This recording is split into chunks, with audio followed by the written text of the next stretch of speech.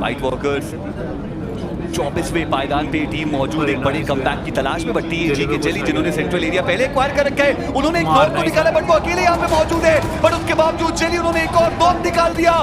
एक क्लच उनको करके जाना पड़ेगा, बाकी के प्लेयर्स अभी भी जेली से काफी ज्यादा दूर मौजूद। जेली एक और नॉक, ये किस बड़ा प्रदर्शन, आखिरी पे उनको भी स्पॉट किया जेली। वो फिनिश कंफर्मेशन आए जरूर है साइड लाइन से, बाकी के प्लेयर्स का भी साथ मिला, बट टीम राइजिंग वो तो समझ ही नहीं पाए कि उनके साथ आखिर हुआ क्या समापन इस मुकाबले में। 6 फिनिशेस जो अभी के लिए टीएजी के पास मौजूद है, और जोन के बाहर की दिशा में जो प्लेयर्स है वो थोड़ा गए। हाइड्रो बहुत करीब पहुंच चुके हैं वाइट वॉकर्स की, और शायद वो जोन के बाहर एक फाइट अब लेना चाहे। टीएजी उनको भी पता है कि अग्रेशन उनको दिखाना पड़ेगा, बट हाइड्रो डैमेज उनके ऊपर बहुत ज्यादा है। क्या ये एक सही रणनीति है? ब्रीदिंग स्पेस वो व्हाइट वॉकर्स के पास सच में काफी ज्यादा कम देखने को मिल रहा है, और ऐसे में अगर सही ग्रेनेड्स वो जाते हैं, एक सही समय पे ओपनिंग आती है, तो ही टीएजी को कुछ फायदा मिलेगा। अनुज टूओपी अभी भी वो ग्रेनेड के साथ मौजूद, और वो ग्रेनेड कनेक्शन बनाएगा। जॉनसन वो डाउन, हालांकि जॉनसन का ग्रेनेड भी कनेक्शन बनाएगा।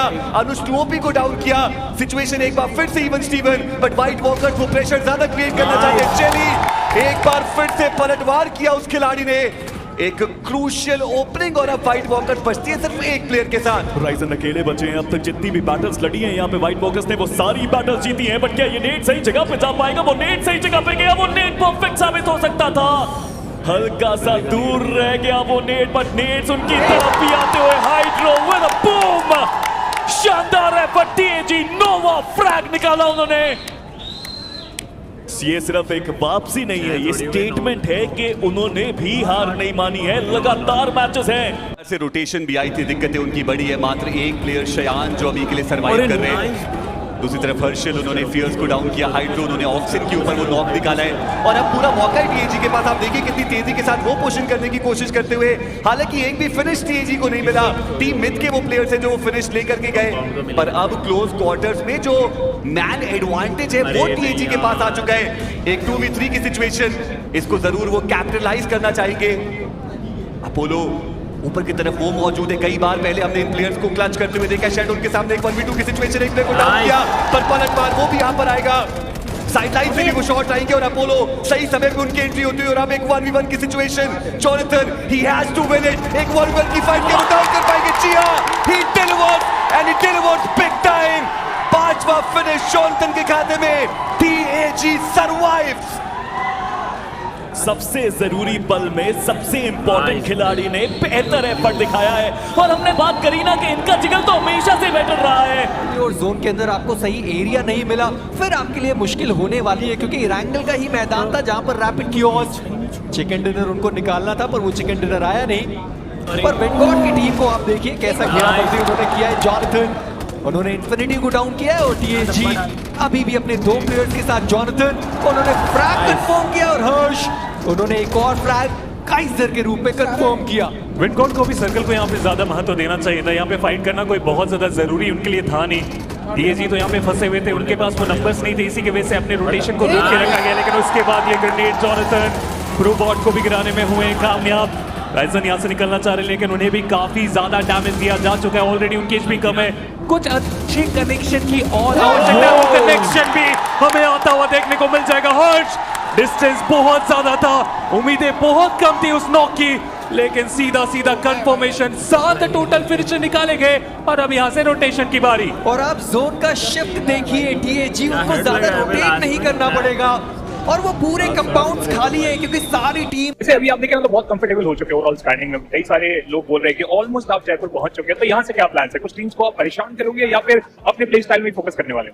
वो अब परेशान करने वाला था वो रोमन भाई जाने, उन्होंने क्या दिमाग में सोच रखा है, शायद तक कुछ देखने मिल सकता है। लेट्स सी, देखने मिलेगा तो फर्स्ट मैच से देखने मिलेगा, वरना क्या होता कल भी देखने मिल सकता है, कुछ बताएंगे नहीं। का काम चलता हुआ 73 पॉइंट्स तक वो पहुंचे, बट टीएजी चाहिए उनको वो एक्स्ट्रा पॉइंट्स, चाहिए उनको वो जीत।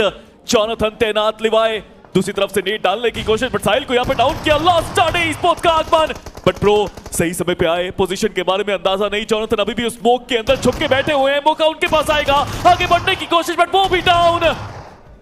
जेली अब आखिरी प्लेयर बचे हैं, बट क्या जेली अपनी टीम के लिए कुछ एक्स्ट्रा पॉइंट्स कमा सकते हैं जो आज के पूरे दिन में कमाए हैं उन्होंने? मुश्किल बहुत ज्यादा। रेकनिंग के पास 3 प्लेयर्स अभी भी सरवाइव कर रहे हैं और रोमन उन्होंने काफी आसानी से जेली का जो फिनिश कंफर्मेशन है वो निकाल दिया लास्ट स्टार्डे। तो दोस्तों हमारे साथ यहाँ पे जुड़ चुके हैं सेंसे फ्रॉम वाइल्ड फैंग्स और एक बहुत इंटरेस्टिंग सी कॉन्वर्सेशन हम करने वाले, बिकॉज सेंसे ने एक्सपेक्ट शायद नहीं किया था कि हम सेमीफाइनल्स खेलने वाले, बट आप यहाँ पे आ चुके हो। मेंटालिटी जो आपने मुझे बताई थी, क्या वो सच है? क्या आप कैमरे पे वो चीज बोलना चाहोगे कि क्या आप सोच रहे हो सेमीफाइनल्स के बारे में? मतलब डिपेंड करता है मैंने आपको क्या बोला था, क्योंकि मैं हर किसी को अलग अलग आंसर देता हूँ। आप बताइए एक बार मैंने बोला क्या था? आपने बोला था कि हम तो नहीं जा रहे, हम तो घर जा रहे हैं सीधा यहाँ से। तो जयपुर की टिकट बुक हुई है या नहीं, मैं जानना चाहता हूँ। नहीं वही अभी भी घर ही जा रहे हैं हम लोग, नहीं जा रहे जयपुर। गर्मी बहुत है ना, मतलब इतने गर्मी में खेलना नहीं जाता मेरे से, तो बेटर है कि मैं घर ही जाऊँ। देखिए गर्मी की आप जब बात कर रहे हो तो लॉबी के अंदर भी गर्माहट बहुत ज्यादा दिख रही है, जिसकी वजह से वाइल्ड फैंग्स थोड़ा सा मतलब आप समझ सकते हो टॉप 6 के अंदर नहीं देख पा रहे। तो क्या मतलब दिक्कत क्या आ रही है? Is the team not functioning well या लॉबी मुश्किल है या क्या दिक्कत है? लॉबी मुश्किल है क्योंकि हम उसमें, बाकी ऐसा है कि हम ना मतलब बहुत ज्यादा अच्छा नहीं खेल पा रहे हैं। हम वही वापस ऐसे जो बेसिक मिस्टेक्स हम बहुत ज्यादा थ्रो कर दे रहे हैं, एंड जो हमारे चिकन वाले गेम है वो हम कन्वर्ट नहीं कर पा रहे। तो वही सब चीजें अभी हमने मीटिंग बैठाई थी कल, एंड कल मतलब आई थिंक 16-17 लोग बैठे थे, कोचेस एंड मेंटोर्स वगैरह। तो उन्होंने डिस्कस करा, उन्होंने हमें बताया कि आगे के मैचेस में क्या करना है। तो देखिए आईजीएल होने के साथ साथ आप टीम में एक बहुत इंपॉर्टेंट रोल भी निभाते हो और आप बहुत तगड़ा खेल रहे हो। मतलब इंडिविजुअल गेम प्ले हम देख पा रहे थे। क्या आपके असॉल्टर्स आपको लेट डाउन कर रहे हैं? क्या आप ऐसा सोचते हो? बहुत ज्यादा लेट डाउन तो आज तक कभी नहीं करा, लेकिन वो दिन भी कभी दूर नहीं हो सकता। लेकिन अभी तक तो मैं बहुत ज्यादा खुश हूँ अपने असॉल्टर से, एंड आई होप आगे भी खुश रहूंगा। आज के दिन का क्या प्लान है भाई? प्लान यही है कि मतलब 3 गेम्स है तो 3 में से एक में चिकन निकालें और बाकी 2 गेम में एवरेज पॉइंट निकाल के कल फिर लास्ट डे में ऊपर वाले को भरोसे छोड़ दें। देखिए भूखा आए थे और शायद आज चिकन डिनर लेके जाएंगे। होपफुली वाइल्ड फैंग्स के लिए आज का दिन बढ़िया जाए। सेंसे के लिए फिलहाल हमारे साथ जुड़ चुके थोड़ी सी बातचीत करने के लिए रेवनेक्स स्पार्क के आइजल साहब, Ninja George. Well Ninja competition आप भी देख रहे होंगे, सारी टीम धीरे धीरे करके कमबैक करने की शुरुआत कर चुके। तो निंजा जॉर्ज फिलहाल क्या सोच रहे हैं? दोस्त तो कुछ नहीं रहा हूँ मैं, क्योंकि हमारे भी मैचेस और बाकी है, तो होने को तो बहुत कुछ हो सकता है मतलब। और कंपटीशन तो मतलब हाँ बढ़िया चल रहा है, क्योंकि मेरे को पता था कंपटीशन तो होने वाला है, क्योंकि इसमें अभी रोंडो भी बचे, सो मजा तो आ रहा है। काफी ज्यादा मजा आ रहा है। बट निंजा आप पहले एक असॉल्टर थे, ट्रांजिशन आया, अब आप एक आईजीएल बन चुके हैं, रिस्पॉन्सिबिलिटी बहुत ज्यादा बढ़ चुकी है।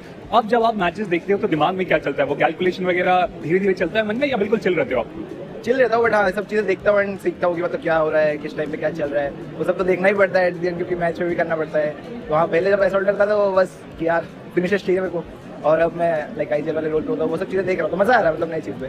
और फिलहाल अगर आप देखें कंपटीशन की जब बात करें तो कुछ टीम्स है जो कि बिल्कुल ग्रैंड फाइनल का टिकट ऑलरेडी क्लोज आउट कर चुके हैं अपने लिए, वो आसानी से जयपुर की तरफ जा रहे हैं। लिमिटेड स्लॉट्स यहाँ से बचे हुए और थोड़ा बैलेंस परफॉर्मेंस अभी तक रेवनेक्स स्पार्क की तरफ से देखने को नहीं मिला है। या तो बहुत अच्छे खेल रहे हैं या बहुत साधारण हो जा रहे हैं, तो उसके पीछे का कारण क्या है? रीज़न तो कुछ नहीं, मतलब हम जा अच्छा रहे, बस हमारे कैजुअलिटीज हो जा रहे, तो लास्ट में 4 मैन जिंदा नहीं रह पा रहे। बट ठीक है, मेरे माइंड में आज हम बहुत सब बात किए और मैचेस अच्छे हैं, तो अब नहीं करेंगे वो चीज़, तो और अच्छा जाएगा। जी हाँ बिल्कुल अच्छा करना भी चाहिए। बट आखिरी क्वेश्चन आपसे पूछना चाहूंगा, रोंडो बहुत ज्यादा पसंद आ रहा है रेवनेक्स स्पार्क को, बाकी में आपमें क्या दिक्कत आ रहा है? दिक्कत कुछ ऐसा नहीं है, रोंडो में मतलब कि लड़के अपने पंप हो जाते कि मतलब हाँ भाई हर जगह बस मारना है उन्हें, एंड ऐसा कुछ नहीं कि रैंगल में कुछ खराब है, बस वही कि कैजुअलिटीज आ जा रही तो वो चीज़ें कन्वर्ट हो नहीं पा रही है। बट जब बात हुआ है, मैंने बोला है अभी, तो वो भी सही हो जाएगा धीरे धीरे। चलिए सब सही हो जाएगा, और क्या होगा वो तो वक्त के साथ हम जरूर जानेंगे। बट कमाल का कंपटीशन हमें देखने को मिला है, जहाँ पे कई सारी टीम स्ट्रगल कर रही है, तो कुछ टीम ऐसी भी है जो कि लॉबी को डोमिनेट कर रही है। मेरे साथ जुड़ चुके हैं रेकनिंग के लिवाई। वेल यही मैं सवाल पूछना चाहूंगा पहला, कि जहाँ पे इतनी सारी टीम स्ट्रगल कर रही है, प्रेशर बहुत ज्यादा है, आप काफी आसानी से लॉबी में पॉइंट्स निकाल के चले जा रहे हैं, तो उसके पीछे का राज क्या है? रास्ता लाइक ये है कि हम पहले सर्वाइवल स्टेजेस में, सर्वाइवल के पहले लाइक वो टाइम पे हमने डिसाइड किया था कि हम थोड़ा घुस के नहीं खेल पा रहे, लाइक हम ज्यादा जोन टू जोन खेल रहे हैं। बट बाद में हमने लाइक सबने देखा कि लाइक कहाँ गलती क्या हो रही है, तो फिर हमने वो फिगर आउट किया कि हमको थोड़ा एग्रेसिव खेलना चाहिए। जो हम पहले वैसे खेलते थे, हमने पिछला बीएमपीएस लाइक वैसे पूरा एग्रेसिव खेला था, तो हमने वही सोचा कि अभी हम पूरा एग्रेसिव खेल के देखते हैं। तो हमने लाइन पे आते से फर्स्ट मैच से वही ट्राई किया कि जितना एग्रेसिव जा सकते हैं उतना एग्रेसिव जो है। हमको लाइक हम पोजीशन नहीं सोचते, 0 पोजीशन पॉइंट है, अगर 4 फिनिशेस भी आए तो भी हमारे लिए बहुत अच्छा है। तो हम लाइक जितने फिनिशेस हो सके उतना फिनिशेस से क्वालीफाई करने का ट्राई करेंगे। प्लान भी कुछ था या फिर यही आप फ्रंट साइड लेके आए थे कि हर तरफ जाएंगे और फिनिशर निकालते चले जाएंगे? तो प्लान भी कुछ नहीं है, जहाँ सामने बंदा दिखता है वहाँ जाते हैं, फिनिश करते हैं, मर गए तो मर गए, मार दिया तो मार दिया। बीसीआईएस के बाद देखिए, और बीएमपीएस स्टार्ट से पहले एक न्यू एडिशन हमें देखने को मिला, कोच साहब ज्वाइन किए, प्रॉक्सियम का नाम है, और उनके आने के बाद बहुत ज्यादा लाइनअप और बैलेंस देखने को मिल रही है। तो मैं समझना चाहूंगा कि कोच के एडिशन के बाद रेकनिंग और कितना ज्यादा कंफर्टेबल हो चुकी है? लाइक कोच का हमने एडिशन इसलिए किया था कि लाइक हमको मालूम नहीं पड़ा था कि हम कहाँ पे लाइक पीछे रह जा रहे हैं। तो कोच ने आए, उन्होंने बोला कि तुम सब पे अच्छी गन पावर है, बट तुम थोड़ा कोऑर्डिनेशन में लैग कर रहे हो, तुम गन पावर यूज नहीं कर पा रहे हो। तो फिर हमने वो सब कुछ फिगर आउट किया एंड कोच की बात सुनी, एंड फिर हम लाइक लैंड पे आने के बाद हमने सब कुछ ट्राई करना चालू किया, एंड वो सब हमारा वर्क कर रहा है 100% काफी अच्छे तरीके से वर्क भी कर रहा है। बट भाई एक आखिरी सवाल, आपके अनुसार कट ऑफ क्या जा सकता है सारे मैचेस कंप्लीट होने के बाद? मेरे हिसाब से कट ऑफ हम पे डिपेंड करता है, हम कैसा खेलते हैं। चलिए अब इनके प्ले स्टाइल के अनुसार डिसाइड होगा कि कट ऑफ यहाँ पे क्या होने वाला है। बट